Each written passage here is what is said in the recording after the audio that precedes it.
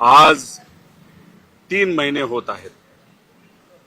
2-3 दिवसापूर्वी सोशल मीडियाच्या माध्यमातून आपल्याला व सीआयडीला विनंती केली होती की आजच्या दिवशी आम्ही सर्वजण येऊन आमच्याकडे जे काही छोटे मोठे अजून पुरावे आलेले आहेत ते आम्ही सीआयडीला देणार आहोत व काय वस्तुस्थिती आहे, कुठपर्यंत तपास आला आहे याबद्दलची माहिती घेण्यासाठी आम्ही सर्वजण या ठिकाणी आलो।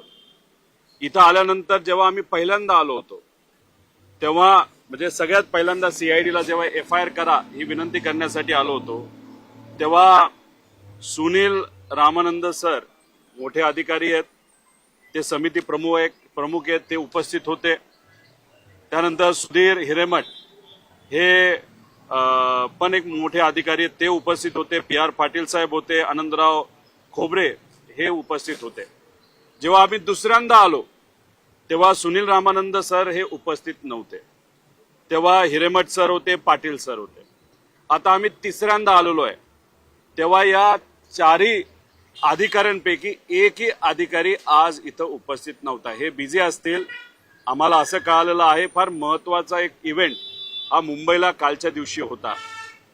सगळ्या पोलीस अधिकाऱ्यांमध्ये क्रिकेटची कॉम्पिटिशन होती आणि तिथं क्रिकेट बघण्यासाठी व क्रिकेटमध्ये सहभाग घेण्यासाठी दरवर्षीप्रमाणे अनेक पोलीस अधिकारी हे मुंबईला गेले होते, म्हणून कदाचित त्यांना त्यातून वेळ मिळाला नसावा आणि यातले एक अधिकारी हे कोलकात्याला गेलेले आहेत, ते आम्ही समजू शकतो। कदाचित आम्ही जेव्हा चौथ्यांदा येऊ तेव्हा इथं असणाऱ्या वॉचमॅनशी संवाद आम्हाला साधावा लागणार आहे।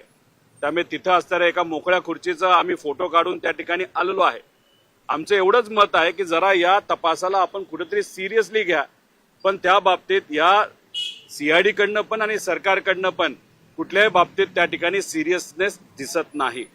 आज जे काही मुद्दे आम्हाला मांडायचे होते आणि बोलायचे होते त्याच्यामध्ये एक तर कर्नाटकाच्या SHOनी जो एफआयआर दाखल केला, कोर्टात गेला, कर्नाटकाच्या तिथं DGP जे आहेत कर्नाटकाचे त्यांनी महाराष्ट्राकडे पाठवला। अधिवेशनामध्ये या बाबतीतली चर्चा झाली आणि आम्हाला असं कळालं की हा एफआयआर सीआयडी कडे पाठवलेला आहे। आता सीआयडी कडे पाठवत असताना शब्दाचा खेळ खेळतात असं आम्हाला कळालं।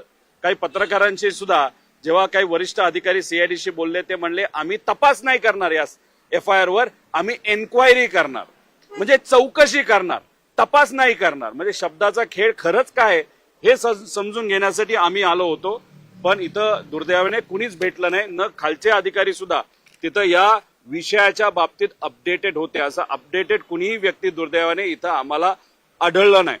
त्यानंतर काही आम्ही जे AIB नाही तर DGCA बरोबर जे काही पत्र व्यवहार केला आणि DGCA आम्हाला जी माहिती पाठवलेली आहे त्याबद्दलचे डॉक्युमेंट घेऊन आम्ही आलो होतो।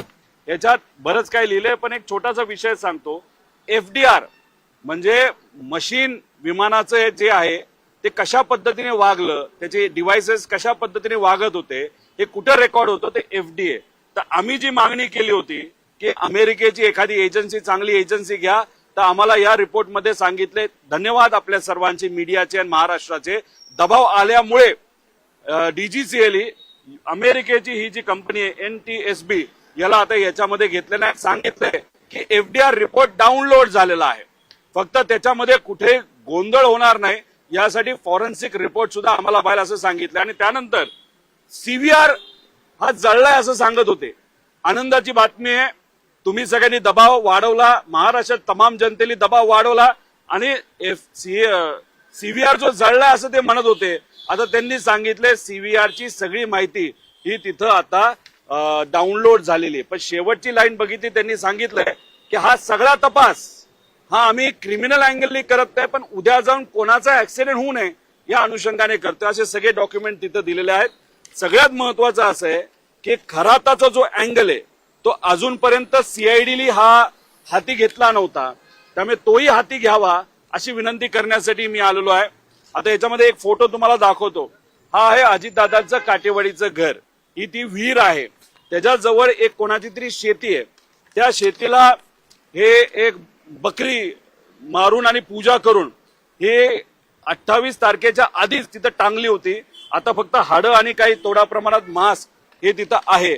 आम्हाला जी माहिती कळालेली आहे आणि त्याबद्दलचं आम्ही नमूद केलेलं आहे बारामतीचा एक छोटा कुठला तरी नेता आहे जो खराताच्या सातत्याने संपर्कात होता आणि अजितदादांच्या जे काही पक्षातले प्रमुख जे नेते आहेत जे खराताच्या संपर्कात होते त्या लोकांबरोबर काही आर्थिक संबंध या छोट्या नेत्याचे आहेत.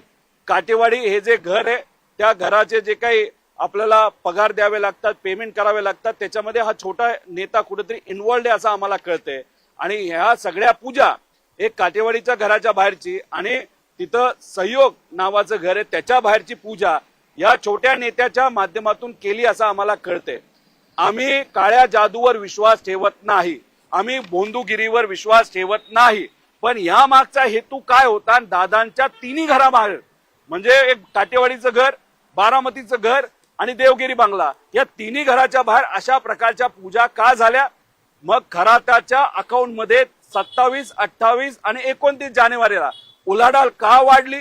आणि मग त्याच्याच बरोबर एक कुणीतरी व्यक्ती शेतकरी जेव्हा खराताला 27 का 26 जानेवारीला भेटला होता तेव्हा पवार परिवाराच्या प्रेमापोटी त्या शेतकऱ्याला पवार परिवाराबद्दल सगळं नीट होईल का असं विचारल्यानंतर खराताली त्या एका साध्या शेतकऱ्याला, ते सुद्धा द्राक्षाच्या शेतकऱ्याला असं सांगितलं असं आम्हाला कळालंय की पुढच्या काही दिवसामध्ये पवार परिवारावर फार मोठा आघात नाही तर अडचण होऊ शकते.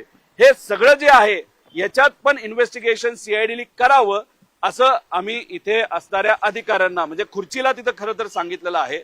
इथं मोकळी खुर्ची जी होती त्याला आम्ही विनंती केलेली आहे, पण आमचं डॉक्युमेंट इन्व्हर्ट झालेले 140 कलमाच्या अंतर्गत माझं जे काही स्टेटमेंट आहे आणि मग मी सहज गप्पा मारत असताना नाहीतर इतरही सोर्सेसच्या माध्यमातून माहिती केली. मी 4 वेळा आलोय, 3 वेळा आलोय.